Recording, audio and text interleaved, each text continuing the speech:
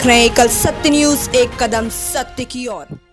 Supreme court ने जम्मू कश्मीर में अनुच्छेद 370 को हटाए जाने को संवैधानिक रूप से वैध ठहराया। इस फैसले पर एआईएमआईएम प्रमुख असदुद्दीन ओवैसी का बयान सामने आया है। उन्होंने कहा, हम इस फैसले से संतुष्ट नहीं हैं। कश्मीर हमेशा से भारत का एक अटूट हिस्सा रहा है। अब आने वाले दिनों में भाजपा को कोलकाता, चेन्नई, हैदराबाद और मुंबई के केंद्र शासित प्रदेश बनाने से कोई नहीं रोक सकेगा। इसका नुकसान सबसे ज्यादा डोगरा और लद्दाख के बुद्धिस्ट को होगा। आज जो फैसला आया, हम उससे मुतमईन नहीं है और हमारा मानना यह है कि ये कॉन्स्टिट्यूशनल मेजॉरिटी जो लोग कह रहे हैं, अब कॉन्स्टिट्यूशनल मोरालिटी की आज जीत हुई है और मेजॉरिटी मोरालिटी की कामयाबी हुई है। इसमें कोई दो राय नहीं है कि कश्मीर हमेशा से भारत का एक अटूट हिस्सा रहा है। बट अटूट हिस्सा जब हम कहते हैं तो उसका जो रिलेशनशिप है यूनियन से, उसको तो आप डिनाई नहीं कर सकेंगे। और ये जो कॉन्स्टिट्यूशनल रिलेशनशिप कश्मीर से यूनियन का रहा है, वो परमानेंट हुआ है जो कॉन्स्टिट्यूंट असेंबली डिसॉल्व हुई है कश्मीर की। और दूसरी बात यह है कि किसी एक सेमिनार में चीफ जस्टिस ऑफ इंडिया ने कहा है, मैं अंग्रेजी में पढ़ देता हूं, कि public deliberation will always be a threat to those who achieve power in absence. अब क्वेश्चन ये है कि जब आप एब्रोगेट कर रहे हैं स्पेशल स्टेटस, पूरे स्टेट को कर्फ्यू में लगाकर 356 लगा दिया आपने, इलेक्टेड असेंबली नहीं है, तो फिर कश्मीर में डेलिब्रेट किसने किया? बताइए हमको, किसने क्या डेलिब्रेट किया? और बोम्बई में फेडरलिज्म को कहा गया कि बेसिक स्ट्रक्चर का हिस्सा है।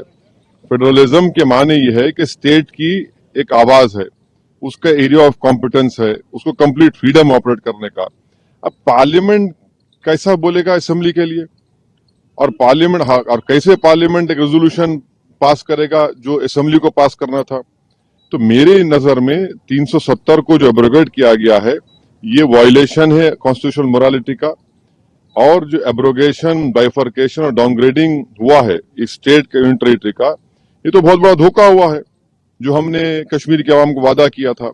मैं पहले भी कहा हूं, आज भी कह रहा हूं कि अब ये तो लेजिटिमाइज हो चुका है कोर्ट से, तो कल बीजेपी को कोई नहीं रोक सकेगा चेन्नई, कोलकाता, हैदराबाद और मुंबई को यूटी बनाने के लिए।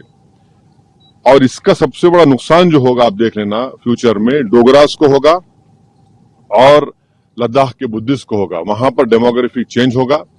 अभी से आप देख रहे हैं कि जम्मू में जितने राइस मिलें थी वो डोगरा के लोग हाथ से निकल गई।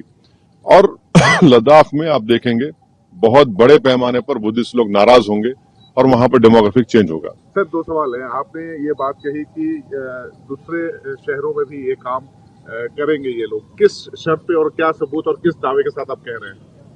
देखिए, आज आपने एक स्टेट को 3 यूटी बना दिए, वहां की असेंबली भी नहीं है, वहां 356 है।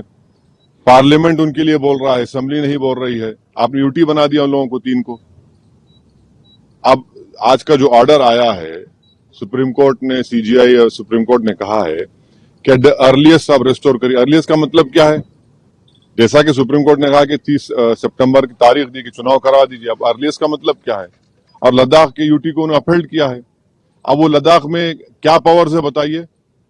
पहले तो भी काउंसिल में कुछ पावर से, अब तो एलजी डिसाइड करता है बजट उनका। तो ये आप कल किसी को भी करेंगे, आपको जरूरत ही नहीं है 356 लगाने की। आप कहेंगे कि भाई चलो ये लॉ एंड ऑर्डर मसला है और इन चारों को यूटी बना दो, तो खतरा है वो, उस खतरे से कोई इनकार नहीं कर सकता। जल्द चुनाव होना चाहिए, डेमोक्रेटिक वहां पे स्थापित होना चाहिए। अरे चुनाव तो सुप्रीम कोर्ट ने कह दिया है। हमारे लिए आज का जजमेंट डिसअपॉइंटमेंट है। सुप्रीम कोर्ट सुप्रीम जरूर है, मत आप स्टेट होल्ड को at the earliest restore. Earliest का मतलब क्या है? यानी आप यूटी कर दो और फिर आप बोल दो हाँ अर्लीस्ट कर दो। अर्लीस्ट कब होगा भाई?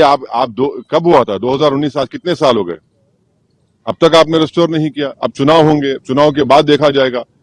सबसे बड़ा नुकसान तो जम्मू के डोगरा के लोगों को और लद्दाख के बुद्धिस्ट को होने वाला आगे जाकर। अब हम अपनी राय दे चुके हैं। हर एक अपनी राय दे सकता है।